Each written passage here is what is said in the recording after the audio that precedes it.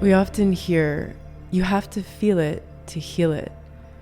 And while it's true that feeling is the doorway, it's not the dwelling.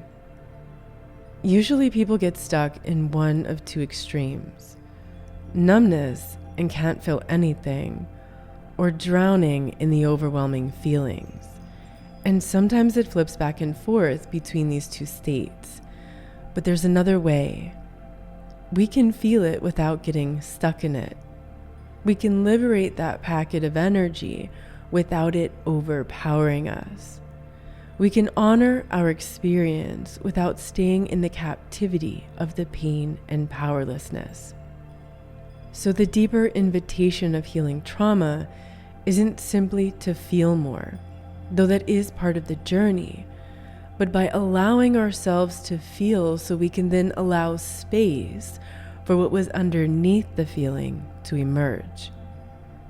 Emotion isn't the destination, it's the portal, the threshold to what lives beneath the grief, the fear, the rejection, the repression, the hatred, the denial, the loneliness, the guilt, and the shame.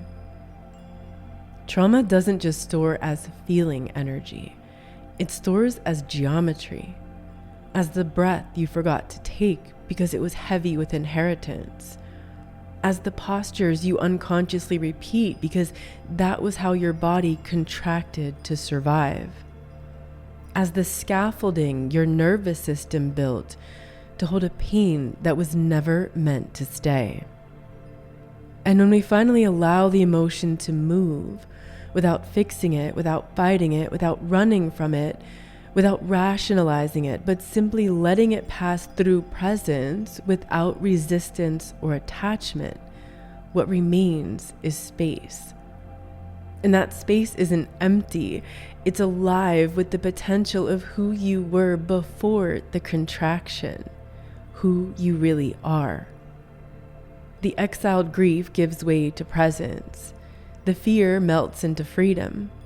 The shame peels back to reveal innocence. The denial blossoms into wisdom. The hatred transmutes into compassionate witnessing. The control softens into surrender.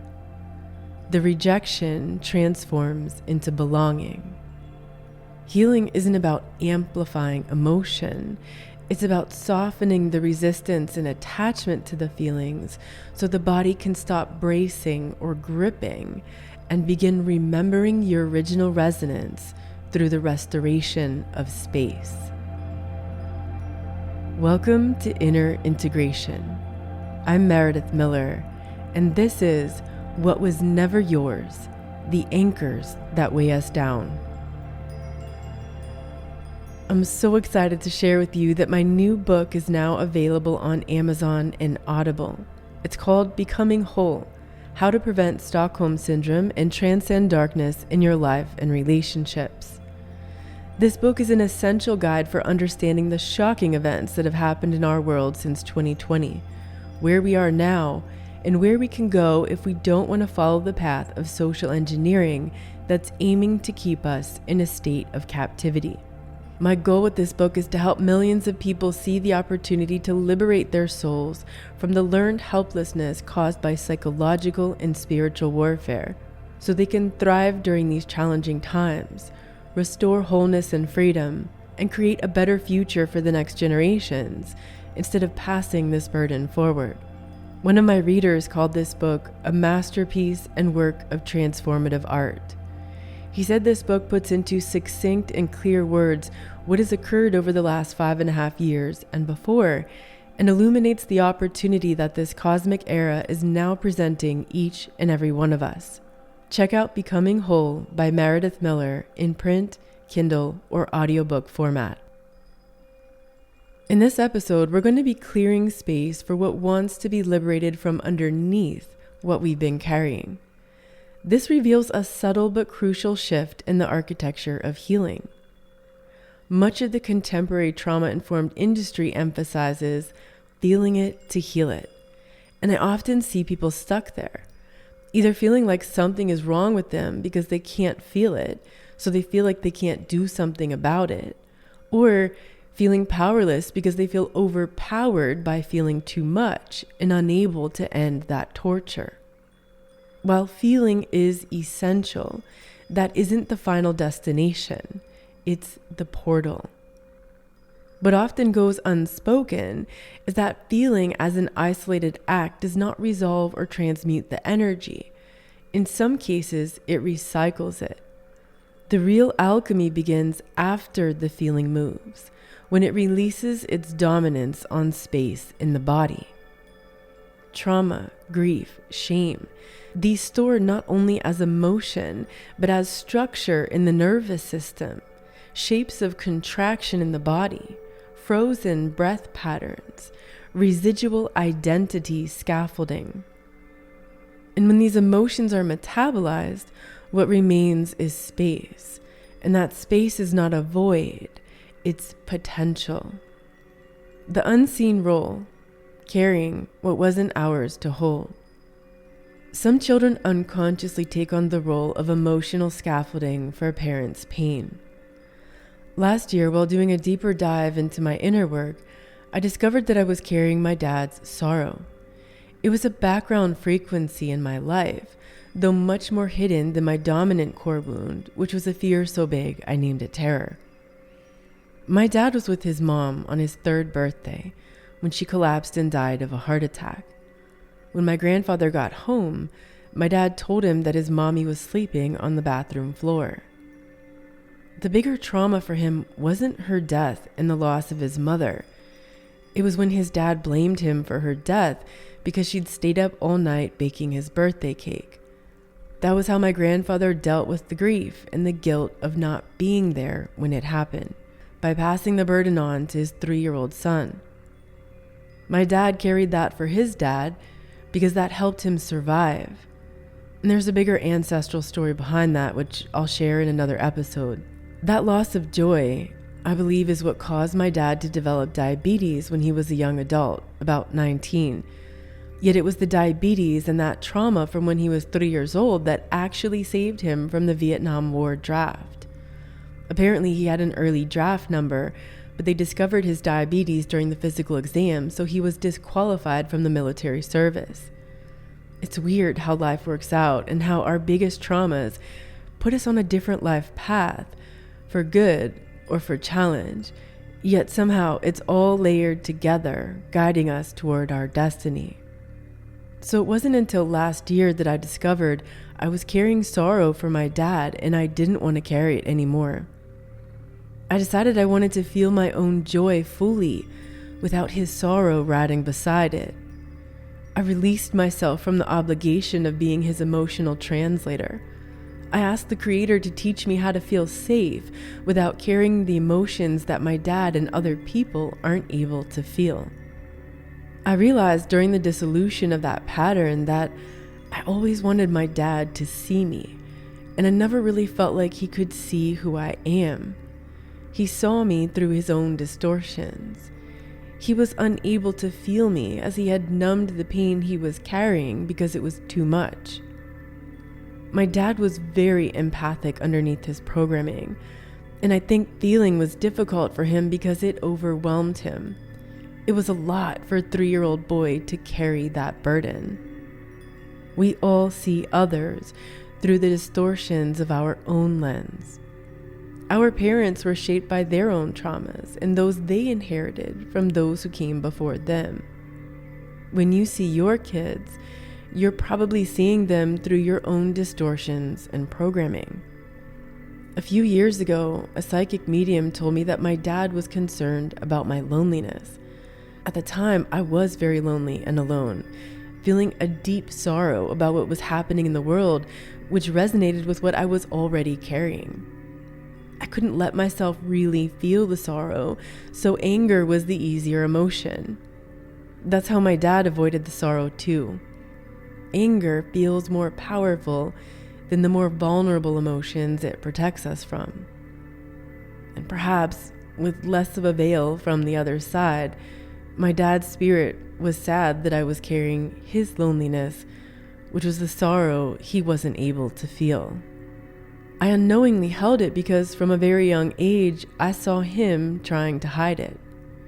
And children who sense their parents' hidden sorrow or other pain often confuse carrying it with connection.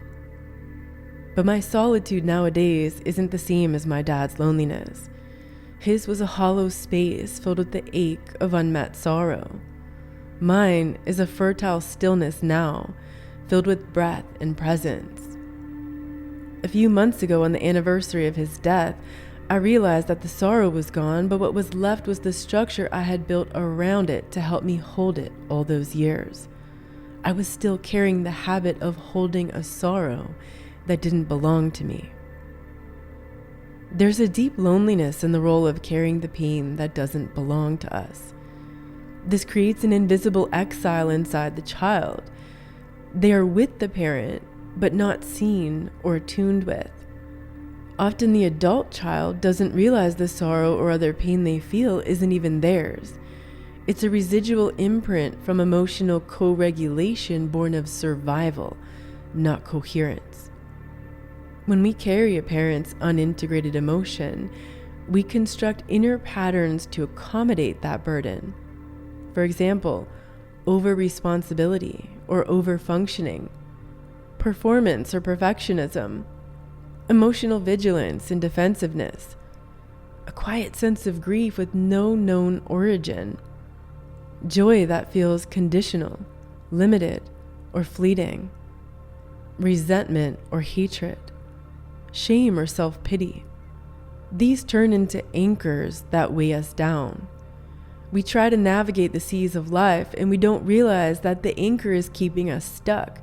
We try to fix it, often in ways that seemingly protect us from the pain, yet actually keep us stagnant in it.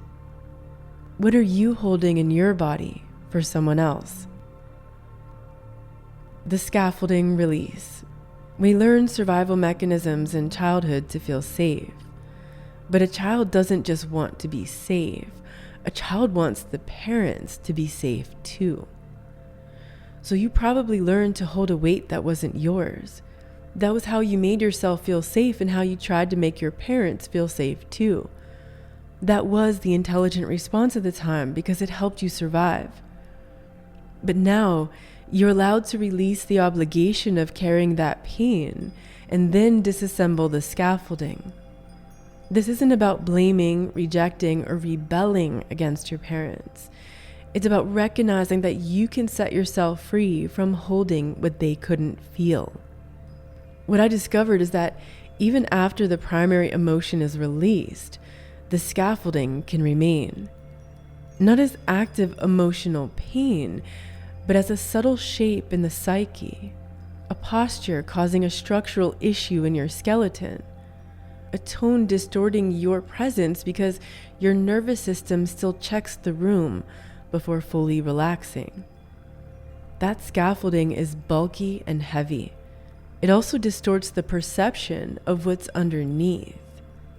After the restoration of a building, they remove the scaffolding and reveal the updated beauty of the structure. I realized that the scaffolding I was still carrying was how I still felt connected to my dad. Now that he's gone, it was like the scaffolding was all I had left of him. But that was a distortion of the connection and love I have for him. Now, without that scaffolding, I can connect with my dad in a clearer way. Nearly every morning on my way to the park, I see an older silver Chevy Impala, my dad's old company car. The guy driving it has a dog whose head is always out the window taking in life. It makes me feel like my dad is around and he has a furry friend up there somewhere. Dogs always brought him so much joy. Disassembling the scaffolding isn't an act of demolition or destruction. It's a ritual of reveal and reverence. The deepest honor of your parents isn't in repeating what they did, rebelling against what they did, or carrying the grief that they couldn't. It's in transforming the resonance they left you into a more pure form of love. You honor your parents best by giving coherence to what they couldn't integrate, by transmuting the distortion of sorrow and loneliness, or whatever it was for you, into a tone of clarity. If your parents struggled with expression, speak the truth with integrity. If your parents endured invisibility, live as presence. If your parents suffered a deep sorrow, let yourself dance in joy. Make your coherence the evolution of their silence. Maybe you realize that you're carrying the quiet grief of a parent who could never fully see you or feel your presence. Can you name it without bitterness? If you sense defensiveness, blaming, anger, hatred, or rage, that's okay. This isn't about judging yourself, forcing something that you're not ready for, or beefing up your ego sense of self-righteousness, but recognize that those feelings indicate that there's a resentment there that's draining your energy and distorting the way you see yourself and the world, as well as how the world sees you. Say that again. Resentment drains your energy and distorts the way you see yourself and the world, as well as how the world sees you. How do you know if you're ready to release the resentment? Ask yourself how it's serving you. It's probably some form of protection. In Theta Healing, we always identify the benefit of belief programs, fears, resentments, regrets, and other things that we're carrying. Because if we don't identify the distorted benefit of keeping it, we can release it, but it will come back because it's still serving us in some way. It makes my heart full of joy when I witness people releasing these burdens of pain that they're carrying for someone else. Naturally, we're all hesitant to let it go at first because it was serving us in some way.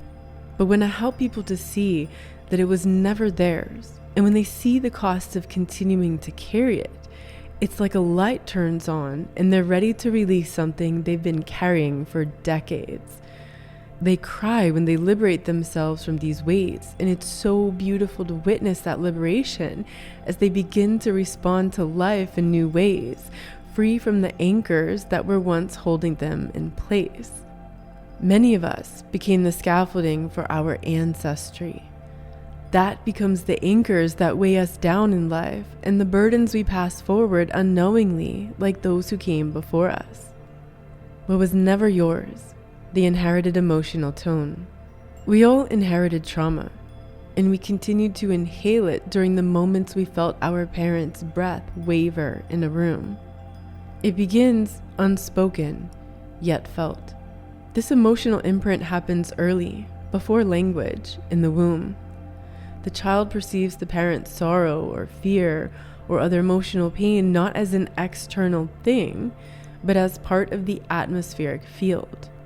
So it gets internalized. And this is predominantly the mother's lineage because we are literally growing within her body and her field of consciousness. Long before a child forms memories, they're immersed in the mother's field in the womb. Her emotions, thoughts, feelings, experiences, and somatic signals. These become not just an ambient backdrop, but an internal template that programs the child's body and consciousness for life. And the father is also part of this ambiance. So if sorrow, fear, other pain dominate a parent's inner world, the child doesn't observe it, they become fluent in it.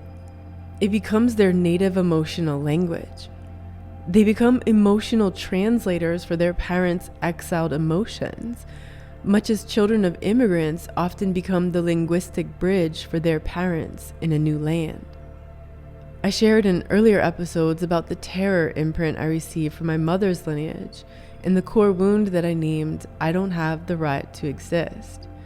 This was my dominant wound, which I spoke about in episode 4. The dominant wound is the one we rebel against in adolescence.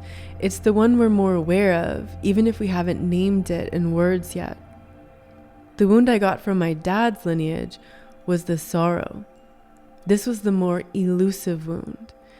It was also always there, but more hidden. The recessive wound is the one we really don't want to see, so we ignore it hoping it'll go away. But it doesn't. It festers in silence and distorts how others see you and how you see yourself.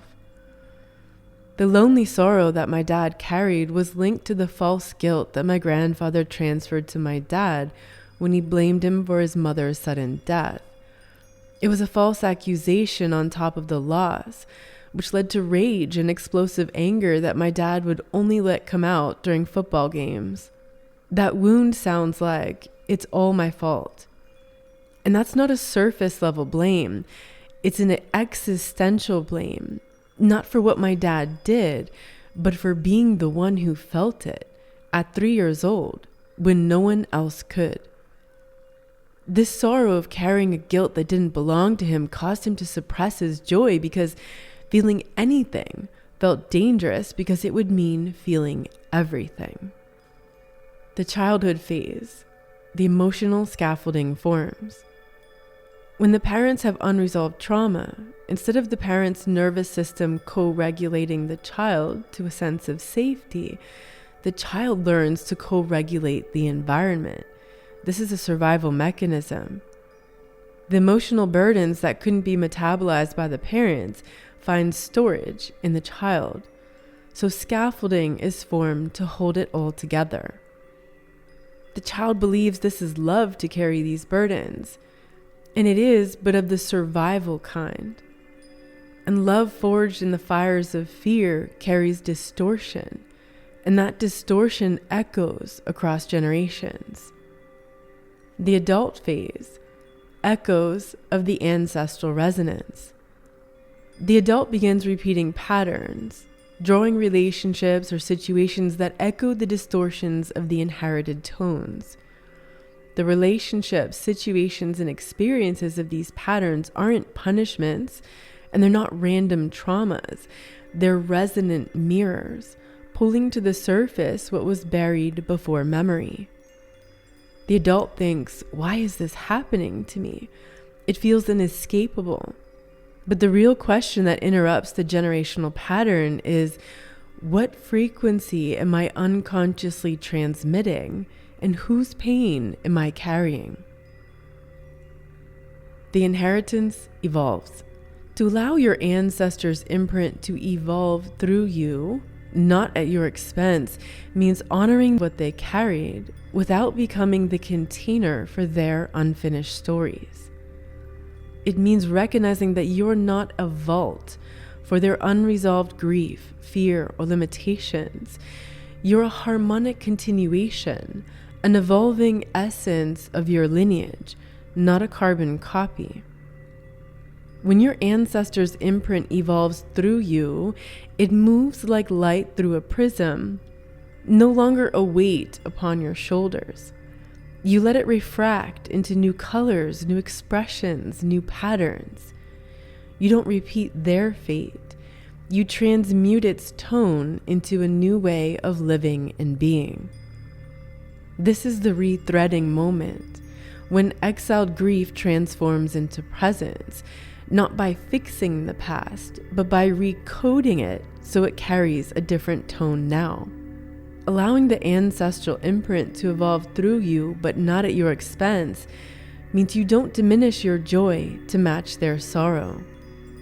You don't repeat their self-erasure in order to prove your love. You don't carry scaffolding for a life they were unable to build.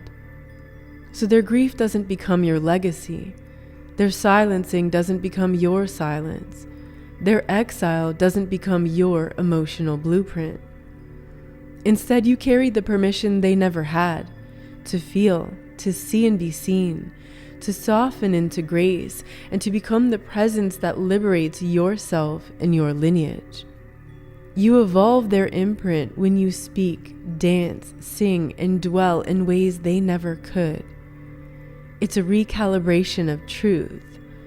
The body remembers where it once dimmed its own signal to stay safe, and now it's being given new permission to live freely. In this way, healing becomes less about feeling emotional intensity and more about creating spacious restoration.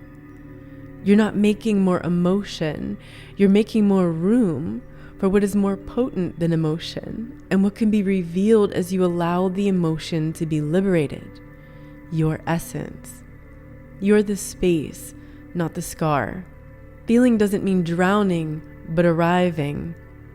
You're not just unpacking trauma, you're unlearning the exile from self. This isn't just an intellectual concept, it's a visceral remembering and knowing. A return to the inner dwelling we once fled to survive and now re-enter to truly live. So the imprint happens to the baby in the womb as part of our soul contract. It's pre-verbal and imprinted as an emotion and energy. It's the feeling that followed us in the background our whole life. The child has experiences that resonate with this feeling and begins to hold it, sensing subconsciously, if I carry this feeling, maybe they can be okay. Then, when you're grown into adulthood and still feeling it, you believe, this must be mine. You look around at your life experiences and circumstances, finding evidence to support this belief. But that's just the resonance. It isn't yours. It never was. It became an unspoken relational contract. I will carry what you couldn't. I will quiet what you had to silence. I will feel it for you so you don't have to. My father held a grief too large for his hands, so it spilled into mine. I carried it like oxygen, yet it was suffocating. I carried it thinking it was survival, but it was sucking the life force out of me. I carried it thinking it was love, yet it was stopping me from fully inhabiting my joy and receiving love. And so I released the obligation of carrying it for him. I released the sorrow that was never mine into the Creator's light, not with anger, but with reverence. Years later, more recently, I allowed the scaffolding to dissolve as I released the habit of holding it in the posture of my body so I could allow my skeleton to restore its structure. You are not what your parents couldn't feel. You are the breath that returns where silence was once protection. Unbinding the anchors that weigh us down. When we can see that we're carrying someone else's pain, as well as the ways we're trying to not feel it, that awareness begins to shift the emotional field into coherence. You stop blaming yourself for the grief, the pain, and all the ways you reacted to it. You recognize, I was just carrying it, not creating it. And now I'm allowed to set it down. This is relieving of the self-blame that we often carry when we don't understand why we do what we do. The ancestral patterns that you lived weren't indictments, they were invitations. And now with more presence and compassion, you can realize, I wasn't the source of this pain, but I became its vessel until it could be witnessed, named, and released. You're allowed to set it down. This isn't abandoning your lineage, it's actually helping your lineage to evolve. As we release ourselves from carrying these burdens, life no longer feels like a trap or a karmic loop. It becomes a dialogue. This isn't happening to punish me, it's happening to show me what I can now release that was never mine. And that transmutation of the wound into medicine allows me to become a stability node of coherence in service to my lineage and humanity. The turning point. Healing begins not by blaming the parents, but by releasing the unspoken contract. You might decide, I no longer need to feel this to keep you safe or to keep myself safe, and I don't need to stay in pain or carry this posture to remain connected. When this is declared not as defiance, but as reverence, something shifts. The emotion can be released. The scaffolding can be disassembled. And in its place, the essence begins to breathe and expand again. The potency of this process is in the coherence of the release.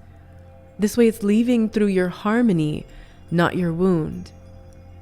When coherence becomes the filter, even ancestral pain becomes compost.